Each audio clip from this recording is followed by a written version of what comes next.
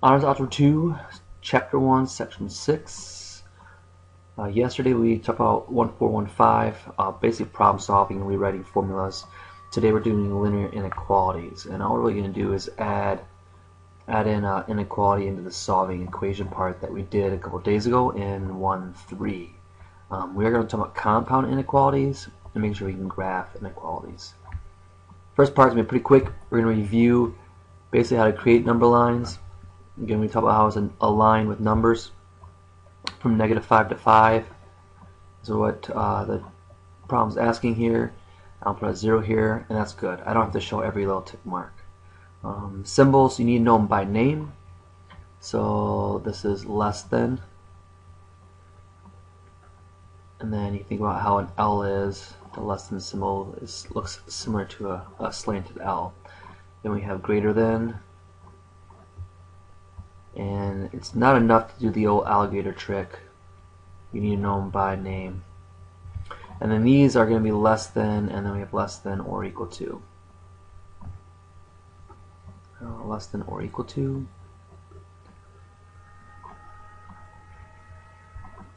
And these are our verbs. These are the ones that make them a sentence. And then we have greater than or equal to. So when we're graphing these two symbols, less than and less than or equal to, there's a difference in how you plot that. When we plot a number, we have a circle, but when it's less than, or if it's just greater than, less than or we have greater than, for those we just use what we call an open circle. Just a circle not filled in. And then if we have a less than or equal to, or greater than or equal to, we have a closed circle. And then you have to shade it in. And so when you're plotting, some students will get confused about the two of those. Keep those clear. Sometimes we'll say that if you use more ink to draw the symbol here, you have to use more ink to draw the symbol here. That's one way of recalling that. If we're going to graph these on a number line, I don't require you to have a bunch of numbers here. I'll put this endpoint in the problem somewhere in the middle, I typically do. Then numbers to the right are larger, so -4, and to the left are smaller, so more negative, -6. I'll put my circle, my open circle here, and arrow to the right because x is greater than -5. That's how you read that. So make sure this arrow is seen, which direction you're going to go. You're going to go on top. It's going to be scribbled somehow so I can see which direction your graph is showing. The whole point of these graphs are to show all possible solutions for this inequality. So for this one, we have 1, 2, 0. Still have an open circle. X is less than, so to the left. So this arrow here is representing all the possible solutions to make this inequality true. This one, what will change with this is our symbol greater than or equal to. So greater than or equal to, we fill it in instead of just being open.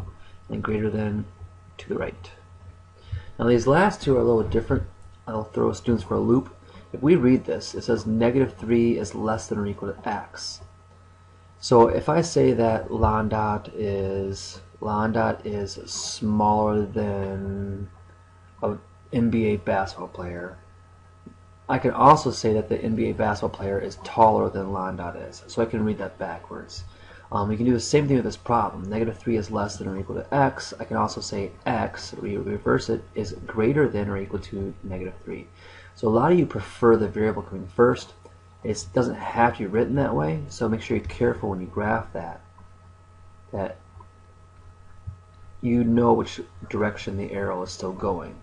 So -4 is smaller than, less than or equal to x, which means x needs to be bigger than, to the right. So for this one here, this says 6 is greater than x. What values can x be are the ones that need to be in the graph. So open circle at 6, 6 is greater than x, so x is smaller than 6. So some quick graphing. Here, if we have this inequality, and I want you to perform this operation to both sides. If we add 4 to both sides, we have 7 is less than 9. That's still true. If we subtract 3 here, we have 3 is greater than 0. That's still true. If we multiply both sides by 2 for this one, we get 6 is less than 10. Still looks good. And then if we divide by 3 on both sides, we have 2 is greater than 1. That's still correct. Multiply by negative 2 to both sides, we have negative 6 is less than negative 10. Now wait a minute, negative 6 is smaller than negative 10. So that's saying that the negative 10 is a bigger value than negative 6, and that's incorrect. This is false. This does not work. It's not true. If we try dividing by negative 3 to both sides, we get negative 2 is greater than negative 1. And again, this is not true. Incorrect statements. So our issue is when we multiply or divide by a negative number. The sign for multiplication division screws up these problems. So what you actually have to do is flip these inequalities to make it true. So whenever you multiply or divide by a negative to both sides, you must flip the sign. So that's the important part for solving. That's really the only difference from 1-3. So in 1-3, we went through this step. Simplify both sides, undo the addition subtraction, undo multiplication division. So when you're solving an inequality, you go through the same steps. So the left side has no simplifying. On the right side, we can simplify this. So negative 2 minus negative 8 is really going to be negative 2 plus 8, so that's a positive 6.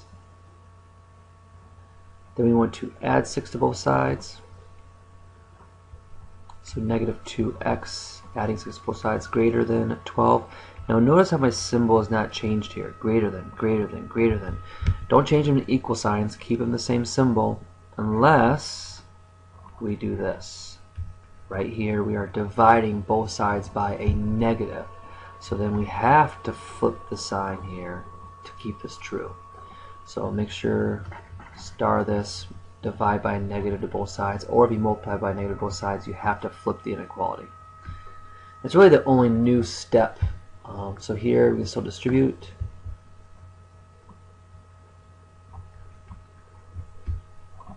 I'm going to change that into one symbol, one sign.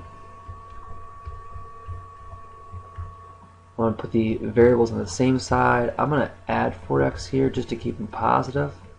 Now if I didn't, if I subtracted 3x, I'll be flipping the sign. You'll get the same statement when you're done. I'm also going to combine like terms here, so that's negative 21. I'm going to add 21 to both sides. And then divide by 7.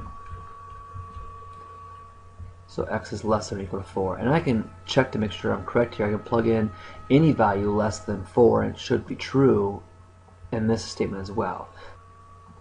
So compound inequality is a little more difficult.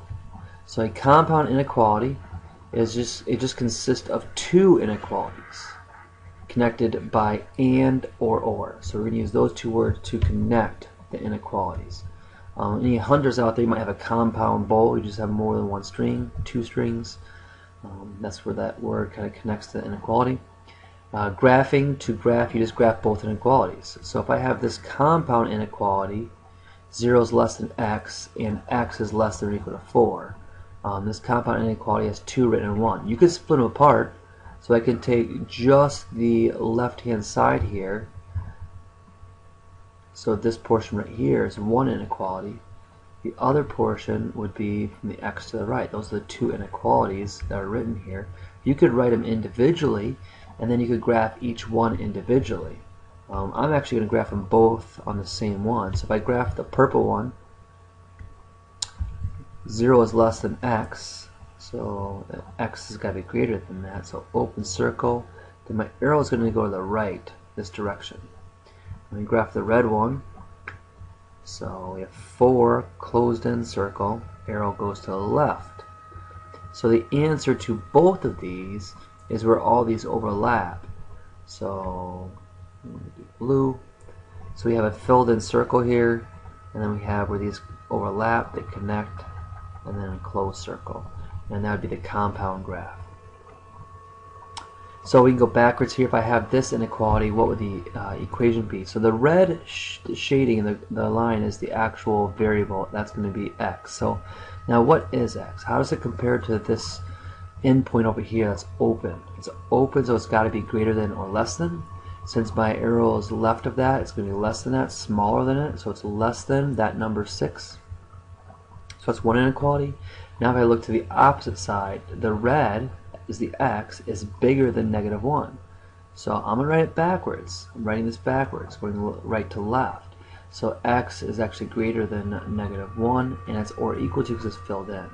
Another way of saying that is left to right. -1 is smaller than the red, so -1 is smaller than x because it's left of it.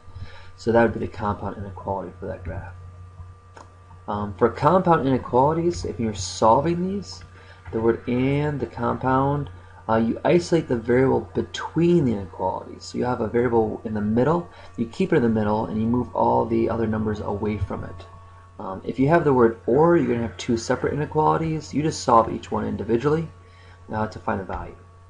So here, so this one right here, this is a compound. We have the x in the middle, and then we have the 2 inequalities. The first thing I want to do is make sure you see how there's really 3 parts to this. If I draw dotted lines down the inequalities, we have a left, a middle, and a right. So whatever I do to the variable by itself, instead of having 2 sides, we have 3 parts. So to get x by itself, the thought process again is we are multiplying by 3 and subtracting 8. So the opposite is I want to add 8. And it's not to 2 sides, it's to every part. It's to all 3 parts here.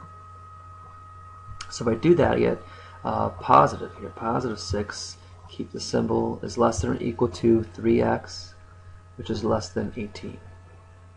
And then the last step would be divide everything by 3. Now we're dividing by a positive 3, so I do not need to change the sign. If it was a -3, then I would still flip both inequalities, but it's not. So I'm going to keep the signs. So then this would be the compound inequality for x. That would make it x true in the original statement. For the ors, you just solve each one individually. So I'm going to subtract 1 to both sides, divide by -3. And since I divided by -3 to both sides, I have to flip the inequality. Or I can do this one as well. So I'm going to add 5, then divide by 2. And so then these are the 2 possible solutions. Either one could be true. If I graph this,